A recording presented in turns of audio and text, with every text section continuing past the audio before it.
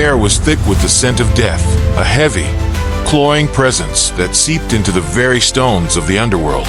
In the shadowy depths, where the light of the sun could not reach, Nergal, the god of the underworld and war, sat upon his throne of bones, his dark eyes fixed on the flickering flames that danced along the walls of his infernal domain.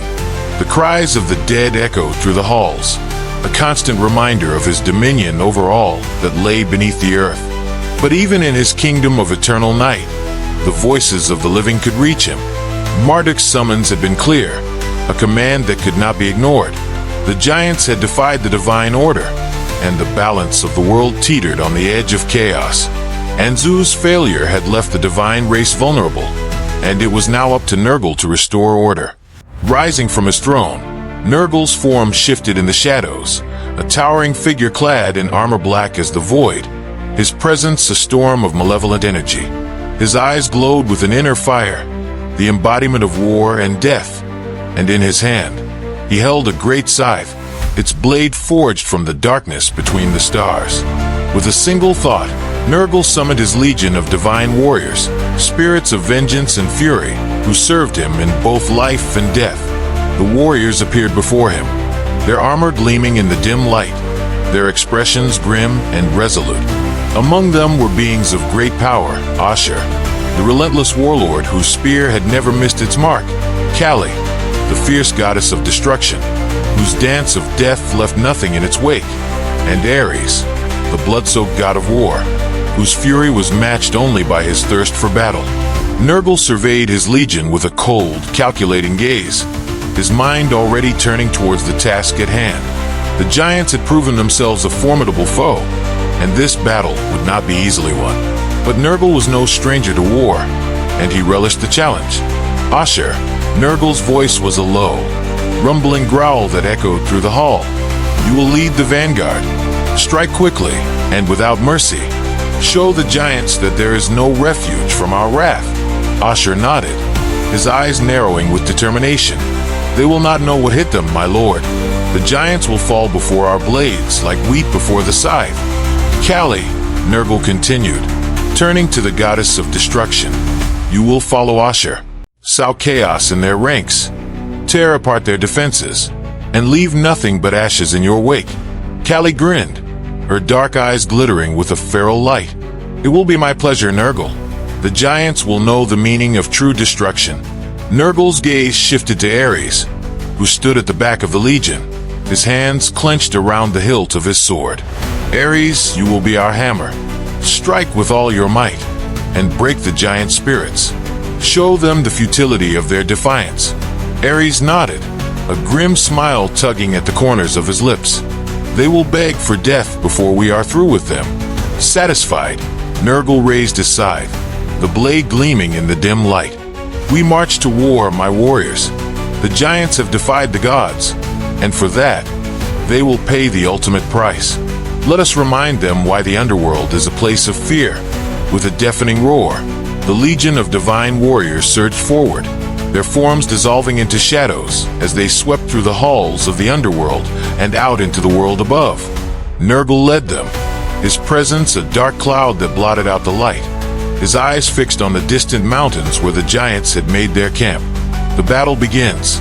The giants had gathered in the highlands, their massive forms silhouetted against the sky as they prepared for the coming battle. Uthrog, the leader of the giants, stood at the forefront, his eyes scanning the horizon for any sign of the approaching enemy. His kin, Svarog and Yagther, stood by his side, their expressions grim and resolute. The gods will come for us, Uthrog said, his voice a deep rumble that carried across the mountains.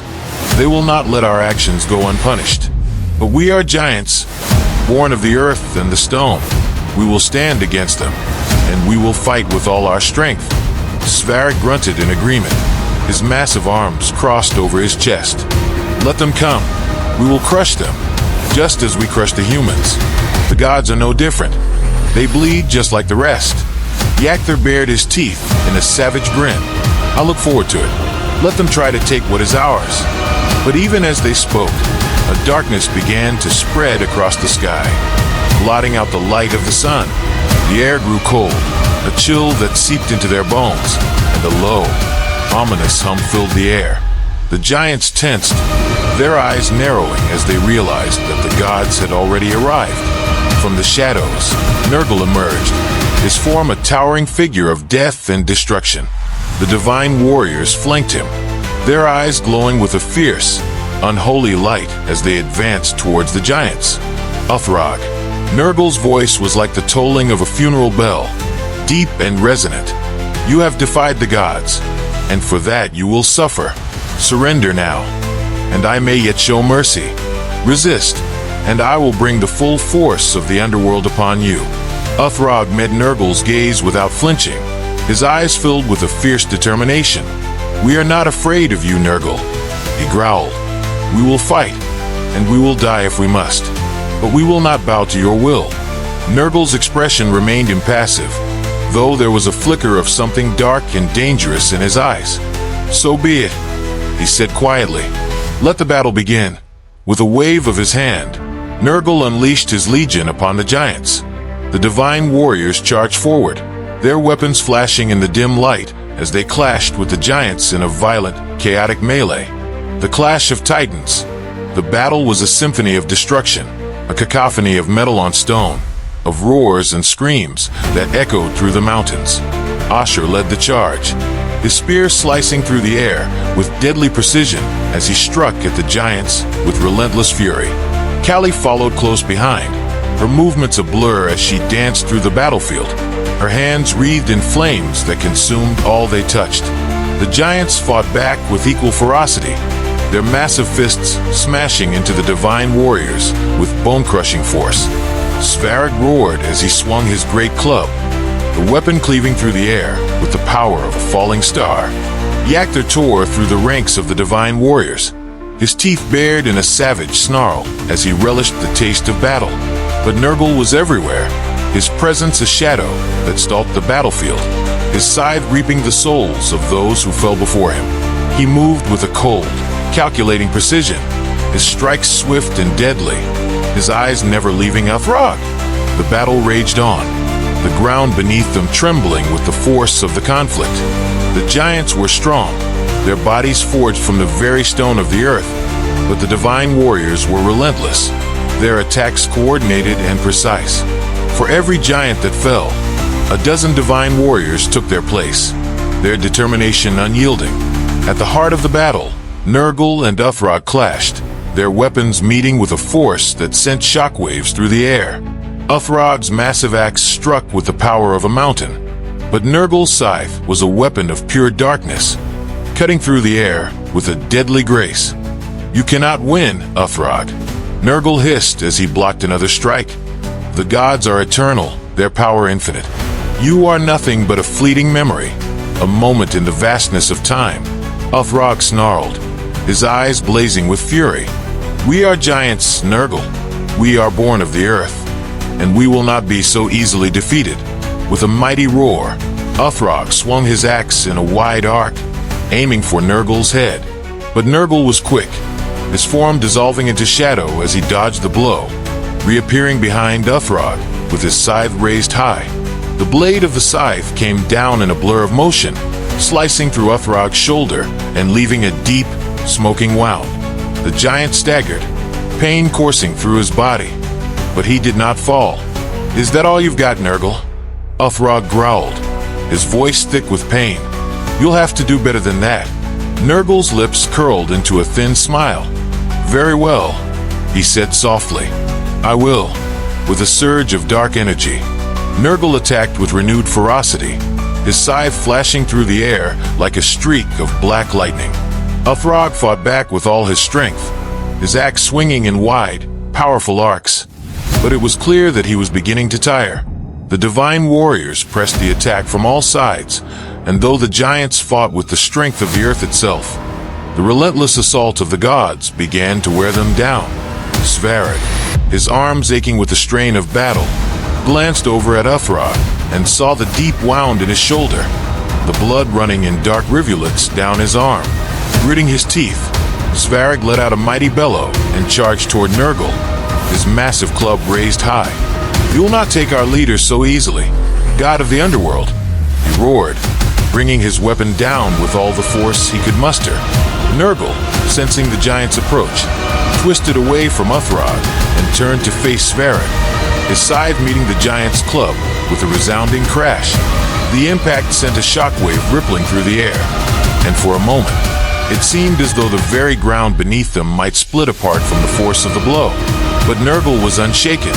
His eyes glowed with a fierce, unholy light as he pushed back against Svarog's strength, forcing the giant to take a step back. "You are brave, giant," Nergal said, his voice cold and cutting. "But bravery alone will not save you from the wrath of the gods." Svarog snarled, his muscles straining as he tried to overpower Nergal. But the god's strength was like an iron wall, unyielding and immovable. With a swift motion, Nergal twisted his scythe and sent Svarog's club flying from his hands, the weapon spinning through the air before crashing to the ground several yards away. Nergal's eyes locked onto Svarog's, and in that moment, the giant knew he was outmatched. But still, he did not retreat.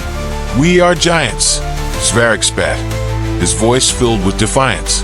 "We do not bow, and we do not break." Nergal's expression remained impassive, but there was a flicker of respect in his gaze. "Perhaps not," he murmured, "but you will fall."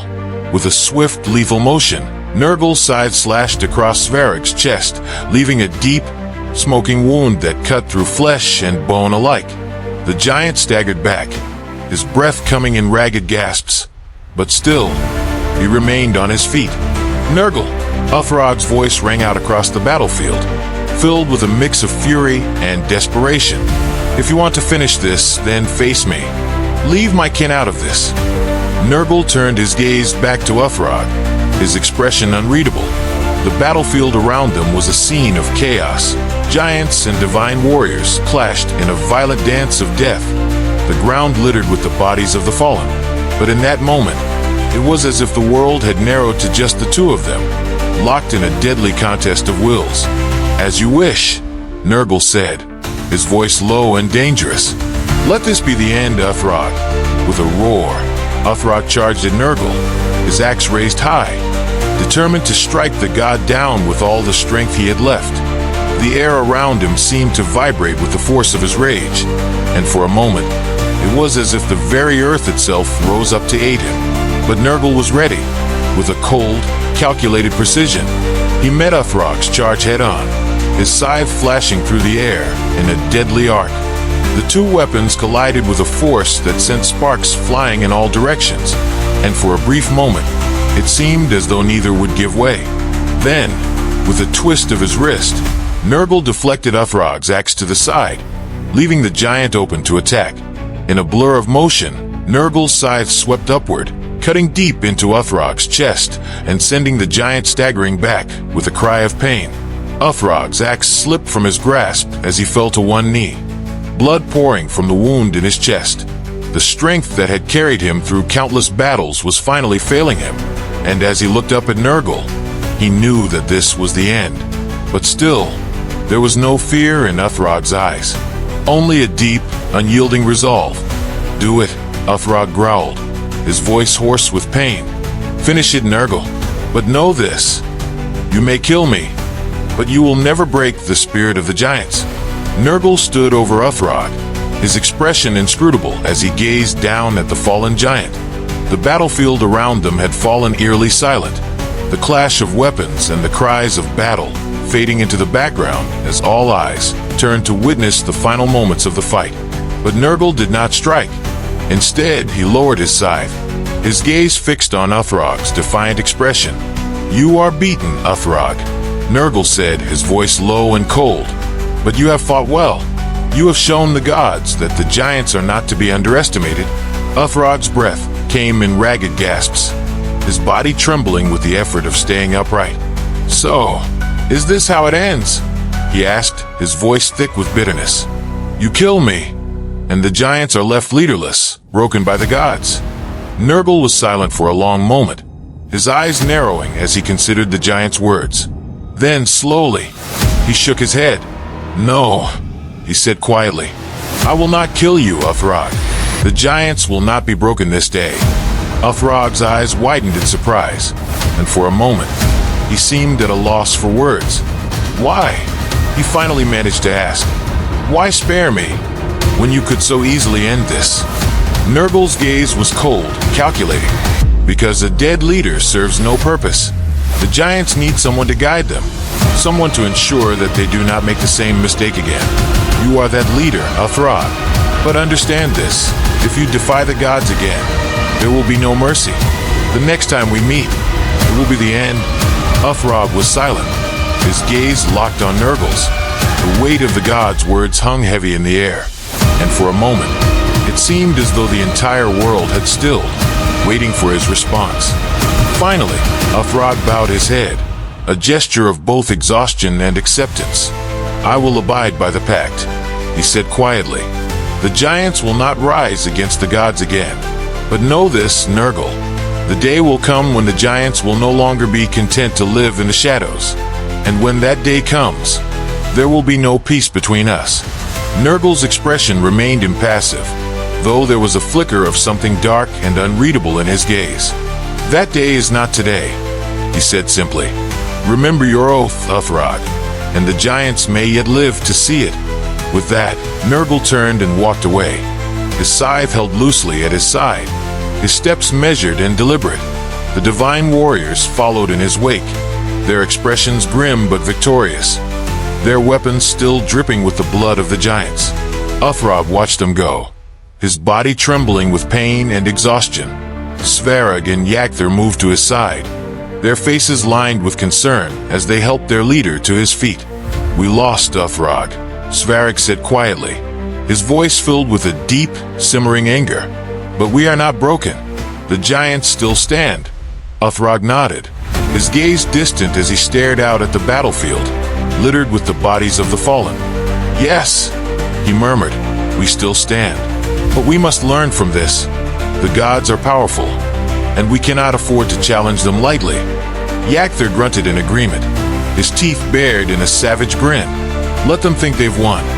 He growled, we'll bide our time, grow stronger, and when the day comes, we'll crush them underfoot. Uthrog was silent for a long moment, his eyes narrowing as he considered Yakther's words. Perhaps, he said finally, but we must be patient. The giants have lost too much today. We cannot afford to lose more. With a heavy sigh, Uthrog turned away from the battlefield and began the long, painful trek back to their mountain home. The giants had been defeated, but they were not destroyed. They would rebuild, recover their strength, and in time, they would rise again. But for now, the world belonged to the gods, and in the shadow of that knowledge, the giants would wait, their spirits unbroken, their resolve hardened by the fires of defeat. The aftermath. The victory had come at a cost. The divine warriors, though triumphant, wore the marks of battle, armor dented, weapons dulled, spirits heavy with the weight of the lives they had taken. Nergal led them back to the underworld, where the darkness embraced them, wrapping around their weary forms like a shroud. In the great hall of the underworld, Nergal dismissed his warriors with a wave of his hand, his gaze distant and thoughtful. The battle had been won, the giants subdued, but there was no joy in the victory, only a cold, lingering sense of inevitability. As the last of the warriors departed, Nergal remained alone in the hall, the flickering flames casting long shadows across the stone walls. His scythe rested against the throne of bones, its blade still stained with the blood of giants. Marduk's voice echoed through the silence, a commanding presence that filled the hall. Nergal, he said, his tone even but carrying the weight of authority. You have done well. The giants have been humbled, and the pacts restored. Nergal bowed his head in acknowledgement, though his expression remained impassive. The giants were strong, but their strength was no match for the will of the gods. Uthrog has sworn to abide by the pact, and I believe he will keep his word for now. Marduk's golden eyes gleamed in the darkness. For now, he repeated, his voice tinged with a note of caution. But we must remain vigilant. The giants are not easily broken, and they will not forget this day. Nergal nodded, his gaze distant. They will recover, as they always do. But they have learned that defying the gods comes at a great cost. It will be some time before they dare to challenge us again." Marduk's expression softened, though there was still a lingering tension in his gaze. "You have done what needed to be done, Nergal. The balance has been maintained. But be wary. Tiamat's anger still burns, and the future is uncertain. We may have won this battle, but the war is far from over." Nergal's eyes narrowed, his thoughts turning to the goddess of wrath, whose grief for her brother Enzu had transformed into a deep and abiding hatred. "Tiamat is dangerous," he said quietly, "but she will not act rashly. She knows the consequences of defying the gods." Marduk nodded, though there was a note of unease in his gaze. "Even so, we must be prepared for whatever may come. The world is changing, Nergal, and the old ways are being tested. We cannot afford to be complacent." Nergal met Marduk's gaze, his expression firm and resolute. "I will be ready, Marduk. Whatever the future holds, the gods will not falter. The underworld will stand with you, as it always has." Marduk's gaze lingered on Nergal for a moment longer before he nodded, his expression softening. "Very well," he said. "Return to your domain, Nergal. Rest and recover your strength. The battles to come will test us all." With that, Marduk's presence faded, leaving Nergal alone in the silent hall. The god of the underworld and war stood motionless for a long moment, his thoughts churning with the events of the day. The battle had been won, the giant subdued, but the future remained uncertain, shrouded in the same darkness that filled his domain. But Nergal was not one to fear the unknown. He was the god of death and war, the guardian of the underworld, and he would face whatever came with the same cold, unyielding resolve that had carried him through countless battles. Turning away from the empty hall, Nergal moved through the shadows, his scythe in hand, the flames of the underworld burning around him. The darkness embraced him like an old friend, and as he descended deeper into his domain, he prepared himself for the challenges that lay ahead. For the gods, the victory over the giants was only a temporary reprieve. The world was changing, the ancient pact strained by the weight of time, and the seeds of discord had been sown. But Nergal would be ready. He had faced the wrath of giants and emerged victorious, and he would face whatever came next with the same determination. In the darkness of the underworld, Nergal waited, his scythe gleaming in the firelight, his eyes burning with the promise of war. The future was uncertain, the path ahead shrouded in shadows, but Nergal would walk it without fear.